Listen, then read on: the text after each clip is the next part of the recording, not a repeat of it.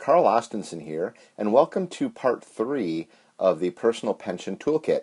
In this video, we're going to talk about tool number 3, which is an easy-to-do budget.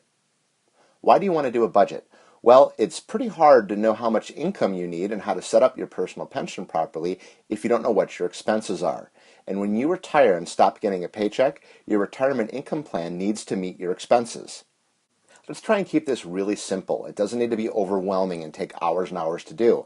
I want you to try to finish this in 5 minutes or less and just get down your best guess on the numbers. It doesn't have to be to the penny. If you're not retired yet, you may want to do 2 different budgets, one of your current situation and another one with your expected retirement expenses because they may be different. And I use 2 colors, and you'll see why in a second. In my opinion, the easiest to follow budget is Dave Ramsey's, and you can click on the link below and that'll take you right to his website where you can print out a copy. It's really easy to follow and it covers everything. Or you can also visit his website at www.daveramsey.com. So pause this video while you're printing out your copy of the budget, and then we'll get started. So let's pretend you're a 60-year-old couple. Let's look in the upper left-hand corner. Here's 2, I would consider them optional items. So I'm going to use expenses that can change or are somewhat optional. I'm going to write down in black ink. And then expenses that are pretty fixed and probably won't change that much, I'm going to write in red ink. So in donating to charity or your church, I would consider that an optional one where if things got tight, maybe you could stop it for a month or whatnot. So let's say you give to your church $100 a month, and let's say while you're working, you're putting $300 a month away into an emergency savings fund. So write both of those down.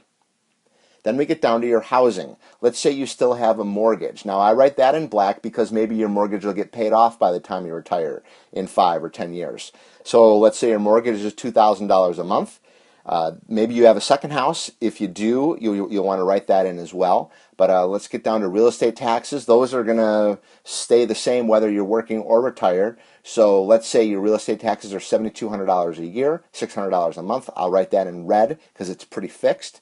And then let's look at your homeowner's insurance. Let's say that's about $1,000 a year. So that's $80 a month. And then we'll add those up. The total there is $2,680. Then we get down to your utilities. And again, let's try and get this done in 5 minutes or less. So ballpark, your electricity is $110 a month. Your gas is $90 a month. Let's combine water and trash. That'll be about $90 a month. Let's say your cell phone bill is $130 a month. And your landline, phone, internet, and cable comes to $175 a month. And again, your numbers may be higher or lower. I'm just doing this as an example. So I write those in red because even after you retire, those are going to be pretty fixed. And so they're at $595 total. Then we go to the upper right-hand corner, and you're still going to need to eat after you retire, and you're still going to need to buy new clothes. So let's say your monthly food bills are around $400 a month, and you spend about $100 a month on new clothes. Then we get down to your transportation. I wrote the car payment in black because maybe your car will be paid off if you have a car payment by the time you retire. So let's say your car payment right now is $300 a month. And I also wrote your gas expenses in black because maybe you won't be commuting as much to work. So that could be an expense that could come down a lot, or maybe it won't. But I wrote those in black. And then auto insurance. If you're going to keep a car, that's going to be a fixed expense, so I write that one in red. So $300 a month for your car payment, $300 for gas, and $125 a month for your auto insurance. That gets us to $725 a month for your transportation. And then here's some personal items. You may or may not be carrying life insurance. If you are, that'll be a fixed expense. Let's say that's $200 a month. Your health insurance while you're working, let's say you're paying $500 a month. Here's something that's going to switch when you turn 65. You'll probably be getting on a Medicare supplement, and there's different prices involved depending upon which plan you pick.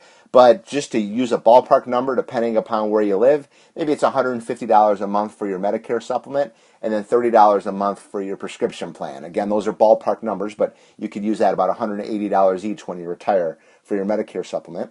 And then let's say your entertainment, going out to eat and things like that, you're still going to want to do that when you retire. So let's say that's $250 a month. And then we have some optional ones. Some things to consider might be budgeting in your Christmas presents, or maybe you're helping out a grandson or granddaughter with college. You may want to factor that in. Or also you may be caring for an elderly parent. Those would be optional ones as well that you'd want to write down. One thing that some people buy when they get around 60 or so is long-term care insurance, so you may want to factor that in. And also traveling. You're probably traveling while you are working, and you're also going to want to travel after you retire. So let's say you opt to not buy long-term care insurance, so we won't factor that in, but you're going to spend about $400 a month on traveling. So we'll write those down. And so your personal expenses will be $1,350 a month. We add them all up. $6,250 a month are your expenses, and now we have a number to shoot for when we're developing your personal pension. So that's what your budget looks like. Again, your numbers may be a lot higher, they might be a lot lower. It all depends upon your situation. This is just an example, and you can see the black and red ink there, depending upon whether or not the expenses are optional or can change, or whether or not they're going to be pretty fixed. So stay tuned for the next video. That's going to be part 4, and that's going to be all about income. Now we know what your expenses are. Let's work on setting up a personal pension, including all your sources of income: Social Security, pension, annuity income, whatever you're using for income. Let's get it all on one easy-to-read page so you can see what your income is for the rest of your life. We'll also show you what a one-page asset summary looks like, and then we'll look at how using a personal pension might fit into an overall income plan. So if you have any questions at this point, or if you're open to chatting on the phone, or maybe you just need some help getting pointed in the right direction, feel free to click on the yellow button below. That'll take you to my calendar, which you can schedule a time to chat with me on the phone. Or if you want to send me an email, just send that to carl@protectmyira.com. So take care, and we'll see you in the next video.